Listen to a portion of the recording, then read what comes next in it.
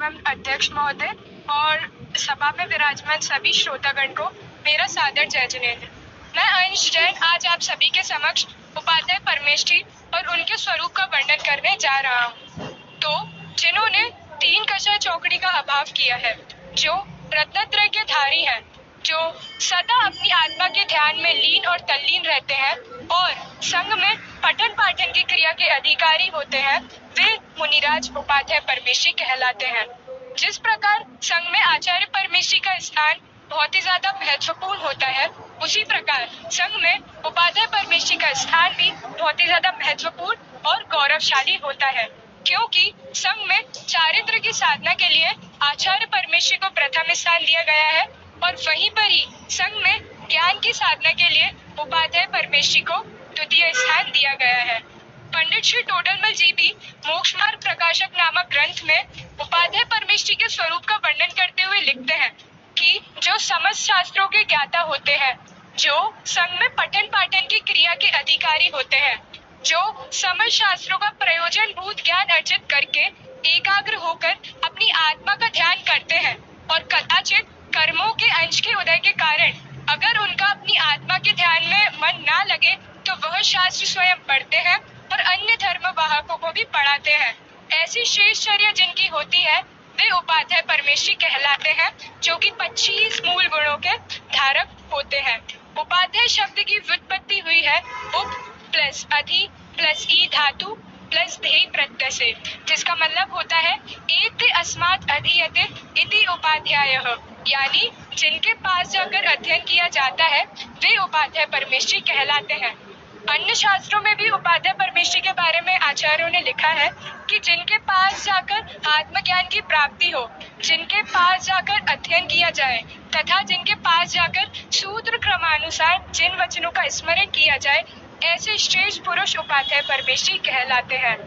जिनेन्द्र देव द्वारा कहे गए द्वादशांग को पंडित पुरुष लोग स्वाध्याय कहते हैं और उसी स्वाध्याय के जो उपदेश देते हैं, उसी द्वादशांग के जो उपदेशक हैं, वे उपाध्याय परमेष्ठी कहलाते हैं। उपाध्याय शब्द को प्राकृत में उपाध्याय कहा जाता है, जहाँ पे उ का अर्थ होता है उपयोग, व का अर्थ होता है पापों का वर्जन, छ का अर्थ होता है ध्यान और य या उ का अर्थ होता है कर्मों की उदीर्णा। तो इस पूरे शब्द का प्राकृत में अर्थ हुआ कि जो उपयोग पूर्वक पापों का वर्जन करके कर्मों की उदीर्णा करता है अपने आत्मा का ध्यान करके, वे उपाध्याय परमेष्ठी कहलाते हैं। धवला के टीका के जो 14 विधान है, उसके जो उपदेशक है, वे उपाध्याय परमेष्ठी कहलाते हैं। कुंद आचार्य देव ने भी नियम सार की 64वीं गाथा में लिखा है कि जो रत्नत्रय के धारी होते हैं, जिन कथित पदार्थों के शूर वीर उपदेशक होते हैं और जो निकाश भाव से युक्त होते हैं, ऐसी श्रेष्ठ चर्या जिनकी होती है, वे उपाध्याय परमेष्ठी कहलाते हैं। कुछ इसी प्रकार नेमिचंद्र आचार्य ने भी द्रव्य संग्रह की 53वीं गाथा में लिखा है कि जो रत्नत्रय से युक्त है, जो धर्म साधना या धर्म प्रभावना करने के लिए निरंतर तत्पर रहते हैं, ऐसी श्रेष्ठ बुद्धि जिनकी होती है, वे उपाध्याय परमेष्ठी कहलाते हैं। इसी प्रकार त्रिलोक पंडिती ग्रंथ में भी लिखा गया है कि जो जीव अज्ञान रूपी अंधकार में पड़े हुए जीव को ज्ञान रूपी प्रकाश देने में सहायक होते हैं, वे उपाध्याय परमेष्ठी कहलाते हैं।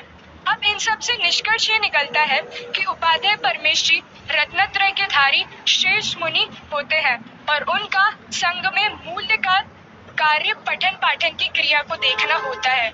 जिस प्रकार संघ के संचालन के लिए आचार्य परमेष्ठी एक अहम भूमिका निभाते हैं, उसी प्रकार संघ में रहने वाले मुनिराजों के जीवन की जो सबसे महत्वपूर्ण ग्रंथियां हैं, उनको सुलझाने का कार्य उपाध्याय परमेष्ठी करते हैं। अब हमें पता है कि जो उपाध्याय परमेष्ठी हैं, वो 25 मूल गुणों के धारक हैं, जिनमें 11 पूर्व, 11 अंग और 14 पूर्व है।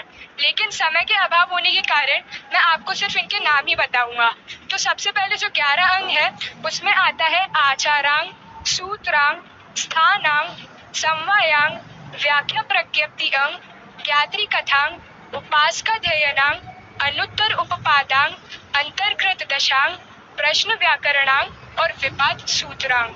कुछ इसी प्रकार वो 14 पूर्व के भी धारक होते हैं, जो होता है उत्पाद पूर्व, अग्रायणी पूर्व, वीर्य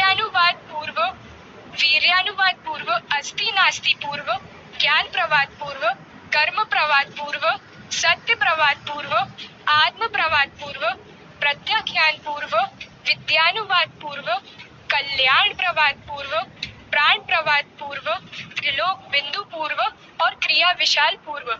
तो इस प्रकार 25 मूल गुणों के धारक उपाध्याय परमेष्ठी होते हैं और हमें उनका स्वरूप जानने के बाद उनके जैसे बनने की भावना बानी चाहिए। तो अंत में मैं बस मेरी स्वरचित पंक्तियों से मेरी बात को विराम देना चाहूंगा। उपाध्याय परमेष्ठी है पठन पाठन अधिकारी, इसीलिए मैं नमन करूं रत्नत्रय के धारी। आचार्यों के समान पद द्वादशांग के उपदेशक, इसीलिए मैं नमन करूं पंचविंशति गुणधारी। जय जिनेंद्र।